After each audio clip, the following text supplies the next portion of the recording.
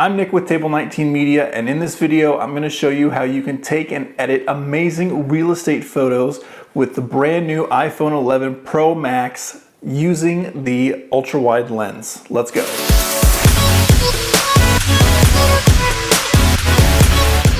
The iPhone 11 is out, and with that is the ultra-wide lens, the third lens on the camera. The new ultra-wide lens on the iPhone 11 has a focal length of 13 millimeters, which is super wide and has plenty of room for shooting interiors. So even if you have to crop your photos, it gives you plenty of real estate in the photo to work with. We're gonna go on location to a normal single family home to take some sample photos with the ultra-wide lens. And I'll also show you how to edit them to get stunning photos just using your phone. All right, before we get started, first let's go into our settings and to camera, and then we're gonna make sure that Smart HDR is turned off. And I'll show you why. We'll go back into the camera app. And so now we have HDR up in the left-hand corner so that we can toggle this on and off as we see fit. So you can see the difference that when I turn it off, over on the right-hand side where that door is, it's getting blown out. I turn it back on, it's better exposed. So we want a little bit more control. We want to make sure that we can turn that off and on as we need it, as we see fit. In the camera app, we have the ultra-wide angle, the wide angle, and the telephoto angle or telephoto lens if you have that. So let's take a photo in the ultra wide lens. Looking right there, center in the middle. Now we can, once we click in the middle, and then here's the sun icon, we can click on the sun icon and lower the exposure as we see fit. I'm gonna lower it just until it looks like that door is exposed properly, and I will go ahead and take a photo. That looks good, and then, okay, that looks good. And then let's go review that photo real quick. And that looks good. Again, we're gonna brighten it up in Lightroom, so I'm not that worried about it, the current state. I do notice the bowing is on the sides, especially where that wall is. It's definitely bowed right there, so we will need to fix that in Lightroom, and I will show you how you can fix that. Other than that, the ultra-wide lens does pretty well taking a photo. Now, I did notice that the ultra-wide lens does not do that well in low light. So wherever you're using it, make sure that there is enough light in that room so that you're not getting any grain in your images. All right, now that we have that photo in the living room, let's jump over to a bedroom. And again, with the ultra-wide lens, we're gonna take a photo back there, 0.5.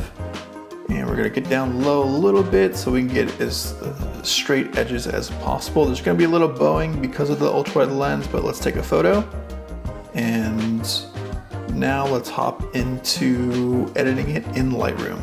So there is some bowing on the side, which we are going to address, but I wanted to show you that the photos that we're editing don't necessarily need to be shot in Lightroom, don't necessarily need to be an HDR photo. This is not an HDR photo, this is taken with the default camera on the iPhone.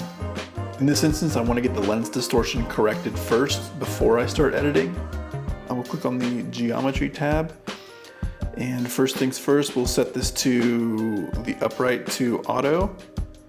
Make sure our lines are straight that way, and then our distortion, we are going to see probably needs to be a good amount.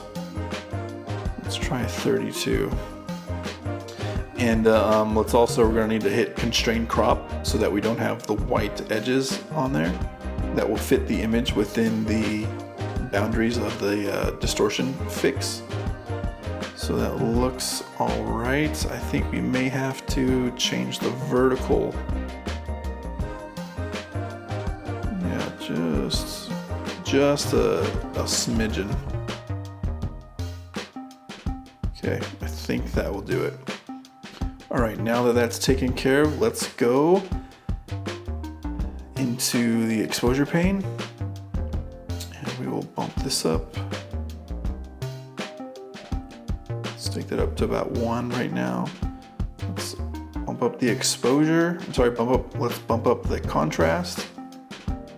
We're going to bring our highlights all the way down. We're going to bring our shadows. And so by bringing the highlights down, we're actually rescuing a little bit of data that would normally be blown out and by blown out, I mean overexposed. So we're rescuing a little bit of that data by bringing the highlights all the way down, and the shadows helps to brighten up the image. Those darker spaces that don't necessarily need to be that dark, we can brighten those as well. So let's bring that up to about 75. All right, whites can stay the same, and blacks, we do want a little bit of definition in the darker parts. So -7 should do it. Let's head over to our temperature. And let's cool this off because there is the orange tinge from the tungsten lights in here. We're gonna bring that down to probably 9 or 10. Yeah, 10 should do it. Tint, there is maybe a little bit of green in here reflecting from the grass outside, so I'll probably just offset that a tad bit, maybe even just like 1 or 2. And vibrance and saturation are good for now. Now I do notice when I took this photo, on the left hand side there's that doorknob sticking out. Not a fan of the doorknob sticking out like that, so we're gonna need to crop this down. So we are staying at a 4:3 aspect ratio, that's fine. So now let's crop this. We're gonna drag the corner, and just so now we can see the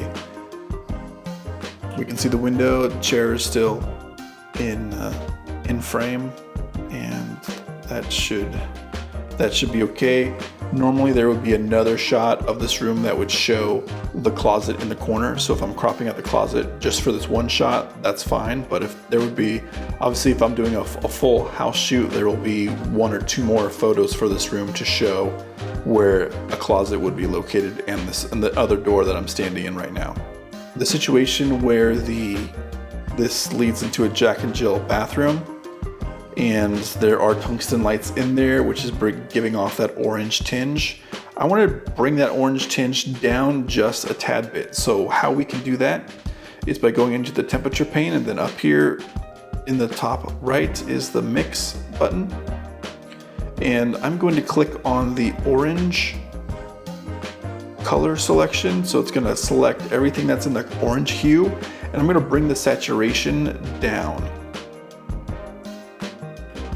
so that orange is not so prominent.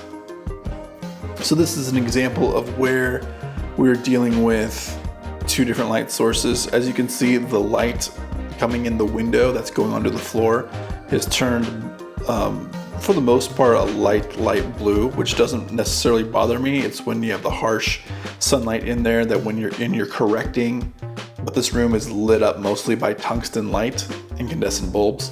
So I'm trying to compensate for that orangish tinge in the room, and when I do that, it changes the sunlight that's coming into the room to a bluish hue. So that's something that I need to keep in mind, and I recommend in rooms that the majority is tungsten light to do whatever you can to block out any sunlight, so that you're not having to go back and forth and trying to battle these 2 different color temperatures of light in the room.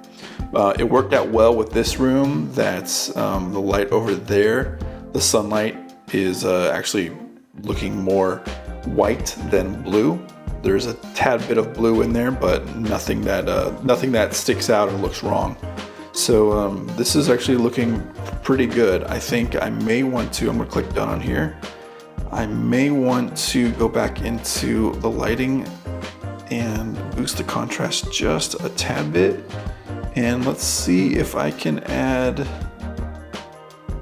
messing with the shadows, where I get enough shadow. I may just want to add maybe 83. I'm at 83. All right, that is looking good. I think maybe, just because I'm curious, I may want to bring the temperature down just a tad bit more. Let's see if that's gonna put things out of whack. Even 11. All right, I'm okay with that. All right, that looks good. Let's tap on here, and this is the before, and that is the after. And this before photo, this is not an HDR image. This is a straight out of the default camera, and we've touched it up, we've brightened it up, we've lowered the color temperature just a tad bit, and we've lowered the saturation of the tungsten light in that bathroom right there. And that looks good to me, nice and bright. With editing, everybody is going to find their own style that works for them, the way they want their photos to look like. I recommend getting in here, start editing some photos, start playing around with settings, because the only way to get good and get fast at editing these photos is by familiarizing yourself with all the different settings, how everything works, how everything interacts with each other. And with a little bit of practice, you can do this very quickly. And that's going to make a difference for your business and potentially save you a lot of money.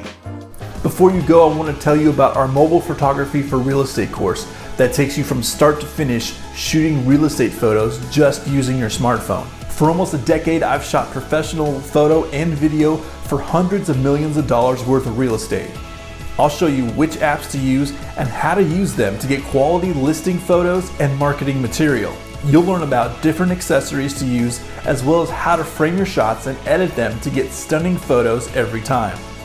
You'll get access to me to ask questions throughout the course, so you have help along the way. Right now you can get this course for a special discounted price. Just click the link below to get started today growing your brand and business. I can't wait to see you in the course. All right, that's it. I hope this video was super helpful for you. Let me know in the comments below if you have any questions. Have you taken real estate photos with your phone before? What are some problems that you're having? Anything you find useful? Let me know down in the comments. Make sure to subscribe, hit that like button if this helped you at all, and I'll see you in the next video.